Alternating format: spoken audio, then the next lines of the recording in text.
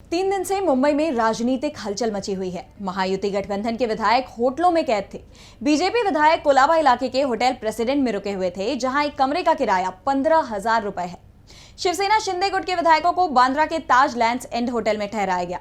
आमतौर पर ताज lands and hotel का कमरा 15,000 रुपए में मिल जाता है, लेकिन शिंदे गुट को इसके लिए 30,000 रुपए रोज खर्च करने पड़े हैं, क्योंकि देश के सबसे बड़े उद्योगपति मुकेश अंबानी के बेटे की शादी बांद्रा कुर्ला कॉम्प्लेक्स में होने के कारण बांद्रा क्षेत्र के सभी 5 सितारा होटलों ने कमरे का किराया बढ़ा दिया है। अजित पवार की एनसीपी के सभी विधायकों को अंधेरी के ललित होटल में रखा गया। इन तीनों होटलों के 300 से ज्यादा कमरे महायुति गठबंधन ने बुक कराए हैं। यानी सिर्फ कमरे का किराया ही जोड़ लिया जाए तो ये रोज का 45 लाख रुपए से ज्यादा का होता है। तो आखिर क्यों महायुति गठबंधन को अपने ही विधायकों की पहरेदारी करनी पड़ रही है? दरअसल ये सब कुछ महाराष्ट्र में विधान परिषद सदस्य यानी एमएलसी के चुनावों के चलते हो रहा है। राज्य में एमएलसी की 11 सीटों पर 12 जुलाई को वोटिंग होनी है।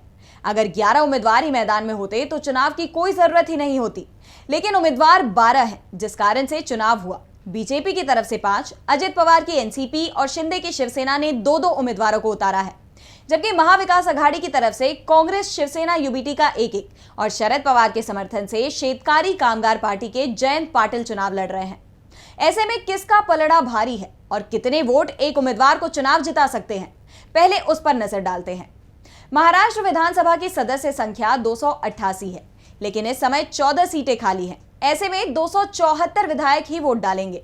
ऐसे में किसी उम्मीदवार को जीतने के लिए 23 वोटों की जरूरत है।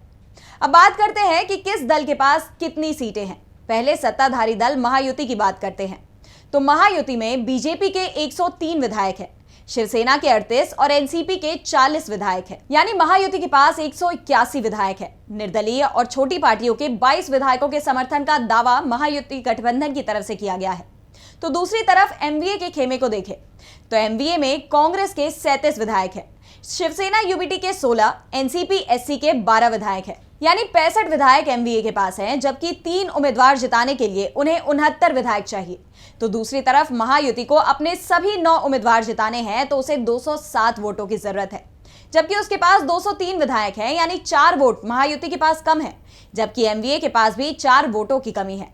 इसलिए खींचतान मची हुई है। वैसे समाजवादी पार्टी के पास भी एक विधायक है, जिसका समर्थन एमवीए को मिलता दिखाई दे रहा है, लेकिन जीत के लिए फिर भी 3 सीट कम है। ऐसे में महायुति और एमवीए दोनों की नजरें दूसरे के खेमे पर हैं और टूट की सबसे ज्यादा संभावना महायुति में दिखाई दे रही है। दरअसल लोकसभा चुनावों के बाद हार को लेकर एनसीपी में मंथन हुआ। सभी विधायकों को बुलाया गया था, लेकिन अजित पवार के बुलावे पर भी उनके गुट के 5 विधायक नहीं पहुंचे थे। बाद में बताया गया कि ये विधायक शरद पवार के संपर्क में हैं, जिसके बाद सबसे पहले अजित पवार ने ही अपने विधायकों को होटल में शिफ्ट किया था। अगर 5 में से 3 विधायक भी पाला बदल जाते हैं तो अजित पवार के उम्मीदवार की हार तय है। कांग्रेस के उम्मीदवार की जीत तय मानी जा रही है। पार्टी के पास 37 वोट है, यानी जरूरत से भी 14 ज्यादा वोट जो शरद पवार के समर्थन से चुनाव लड़ रहे जयंत पाटिल को मिलेंगे, ये भी तय हो गया है। यानी जयंत पाटिल की सीट भी सुरक्षित मानी जा रही है। ऐसे में मुकाबला महायुति और शिवसेना यूबीटी की तरफ से उतारे गए उम्मीदवार के ही बीच है। इसलिए ना तो शरद पवार ने अपने विधायकों को होटलों में भेजा है और ना ही कांग्रेस ने।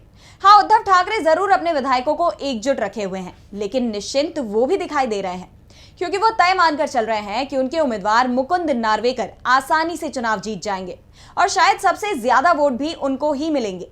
इसके लिए उद्धव ठाकरे ने शरद पवार के साथ ही कांग्रेस के नेता नाना पटोले और पृथ्वीराज चव्हाण के साथ मिलकर रणनीति तैयार कर ली है। गठबंधन का जो भी अतिरिक्त वोट है वो नार्वेकर के हिस्से जाएगा।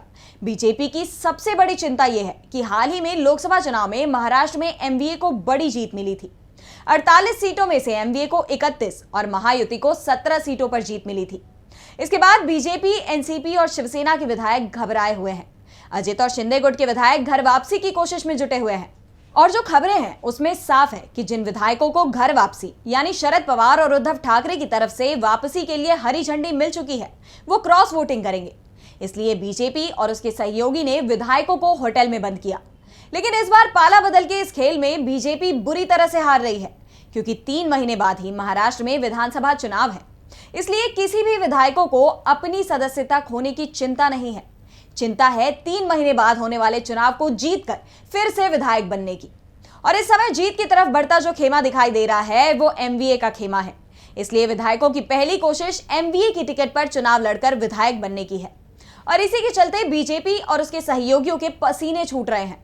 शुक्रवार को देर शाम को चुनाव परिणाम सामने आएंगे, जिसमें साफ होगा कि एनडीए के किस उम्मीदवार को हार मिली है। हारे कोई भी, शिवसेना, एनसीपी या बीजेपी का उम्मीदवार, महायुति को मिलने वाली हार संकेत होगी महाराष्ट्र विधानसभा चुनाव में एमवीए को मिलने वाली बड़ी बढ़त की।